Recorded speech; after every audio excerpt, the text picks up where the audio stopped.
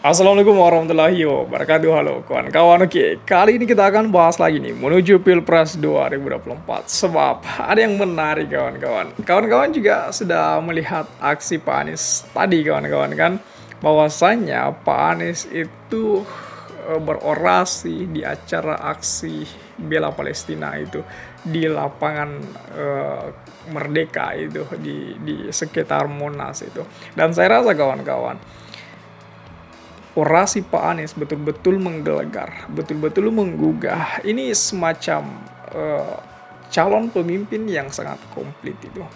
Saya juga kaget, jujur tadi ketika melihat Pak Anies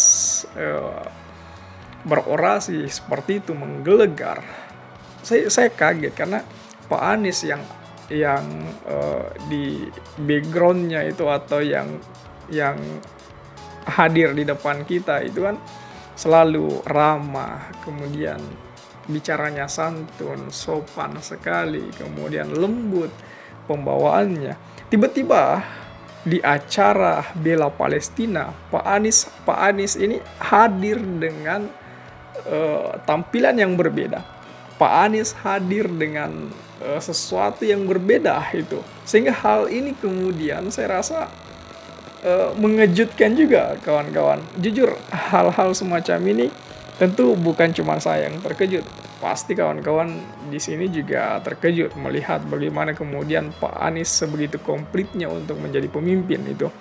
Ini Pak Anies semacam pemimpin yang terjadi di zaman-zaman dulu. Mungkin kawan-kawan sering baca kisah-kisah para nabi, rasul, bagaimana kemudian cerminan Nabi Muhammad yang sangat lemah lembut kepada umat Muslim, tetapi ketika kemudian berhadapan dengan orang-orang para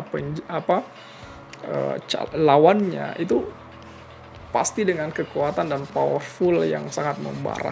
Ini yang kemudian ditampilkan oleh Pak Anies kawan-kawan. Saya rasa hal demikian seperti itu.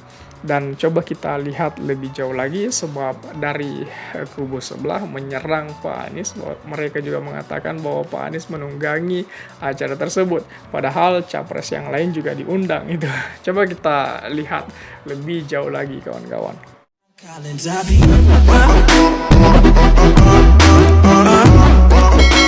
Di sini ada video dari Kak Azhar Kian itu.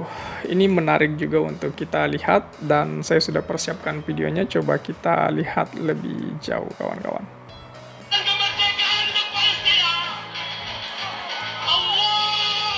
Luar biasa Bang Anies ini. Saya malah sebenarnya tidak menyangka kalau beliau mampu berorasi sedemikian menggelegar gitu.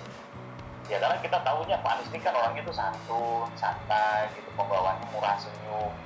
Tapi ketika beliau berorasi seperti ini, ya ibarat kalau bangsa ini sedang perang dengan orasi seperti itu akan sangat membakar semangat patriotisme bangsa kita menurut saya. Ya betul itu. Ini salah satu bentuk atau kualitas seorang pemimpin yang sesungguhnya totality gitu ya. Secara akademik hebat, secara kemampuan berbicara juga luar biasa, kepemimpinan juga bisa kita lihat dan faktanya ada di Jakarta tersebut. Dan yang paling penting juga ketika dibutuhkan sikap yang membakar semangat bangsa itu harus punya kemampuan juga secara retorik. Beliau mampu ternyata. Dan di situ tidak ada dari calon presiden yang lain maupun Prabowo maupun Ganjar. Padahal saat ini bangsa Indonesia sebagai bangsa besar dituntut diminta perannya. Bagaimana atas apa yang terjadi di Palestina saat ini? Karena seluruh dunia sedang melihat, memandang sekarang Palestina menjadi trending topik global yang sangat luar biasa. Kenapa ya? Karena memang terjadi pembantaian, genosida terhadap kemanusiaan. Tidak hanya negara muslim, bahkan negara-negara non-muslim mayoritas pun sudah melakukan pergerakan luar biasa. Amerika sedang mengalami perubahan yang sangat drastis dan sudah diakui. Hanya karena menyaksikan apa yang terjadi di Palestina dan membongkar semua kepalsuan berita-berita hoax yang merupakan propaganda dari Zionis Israel yang dibantu oleh Eropa dan Amerika dalam hal ini, yang kemudian membutakan banyak dunia atas penderitaan di Palestina. Tapi saat ini sekarang ketika media membuka sedemikian rupa, dunia sedang berubah dan Indonesia harus mengambil peran dalam persoalan itu. ya harus mengambil peran, baik pemimpin saat ini maupun pemimpin yang akan datang. Dan di sini jelas tegas Pak Anies sudah menunjukkan keinginan kuat beliau dan sangat berapi-api membela masyarakat Palestina yang memang membutuhkan support dari banyak pihak. Kita tidak perlu harus support mereka secara langsung secara militer, karena itu juga membutuhkan terlalu banyak konflik kepentingan di sana sini. Dan insya Allah Hamas pun sudah sedemikian siap menghadapi Israel saat ini.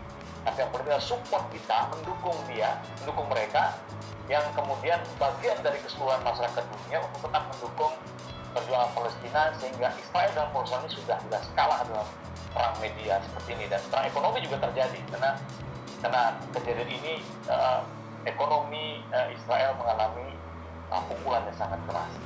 Ya, semoga semangat ini tetap ada pada calon pemimpin kita yang akan datang. Saat ini Pak Anies menunjukkan itu, dan semoga siapapun pemimpin yang akan datang harus tetap punya semangat global seperti itu. Karena kita bangsa besar dan kita mampu berperan dengan sangat besar dalam kancah dunia. Tidak hanya hal-hal sepele yang dilakukan di negara kita. Kalau ketika kita berpikir sebagai bangsa besar, pasti besar. Ya, saya pikir jelas kawan-kawan. Dan ada yang lebih menarik lagi di video selanjutnya. Anies Baswedan tunggangi aksi bela Palestina untuk kepentingan politik. Waduh. Biarkan dunia menyaksikan dari lapangan Medan Merdeka dikirimkan pesan kemerdekaan untuk Palestina. Allahu Akbar. Tuduhan Anies tunggangi aksi bela Palestina yang kemarin cukup ramai lantaran dari ketiga capres cuma Anies doang yang hadir. Tapi tenang, kata panitia pelaksana semua capres udah diundang, tapi memang kebetulan Anies doang yang hadir. Free Palestine.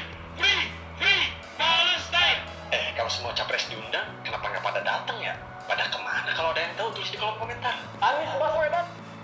Ya kawan-kawan, jadi tuduhan-tuduhan mengenai Pak Anies menunggangi acara aksi tersebut saya rasa terhempaskan kawan-kawan, karena itu sudah di backup oleh para panitia pelaksana bahwasanya mereka sudah mengundang semua capres.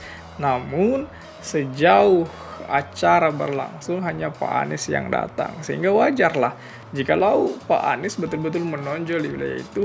Dan jikapun ini terjadi, maka saya rasa layak kepada para pendukung ataupun para relawan Pak Anies untuk berbangga. Kenapa? Karena saya rasa Pak Anies sudah menunjukkan kriteria calon pemimpin yang sangat komplit kawan-kawan. Ya, sekali lagi saya sangat speechless melihat Pak Anies berorasi dengan begitu menggelegar. Andai kata kita sekarang lagi perang dan oratornya seperti itu, saya rasa semangat akan membara. Bagaimana tanggapan kawan-kawan mengenai hal ini? Coba tulis di kolom komentar. Oke? Share juga video ini supaya banyak yang tahu informasi ini dan juga bisa ikut nimbrung di kolom komentar. Oke kawan-kawan, jadi saya pikir itu saja dulu. Terima kasih telah tiba di sini. Jangan lupa subscribe agar tidak ketinggalan pada video selanjutnya. Sekali lagi terima kasih dan wassalamualaikum warahmatullahi wabarakatuh.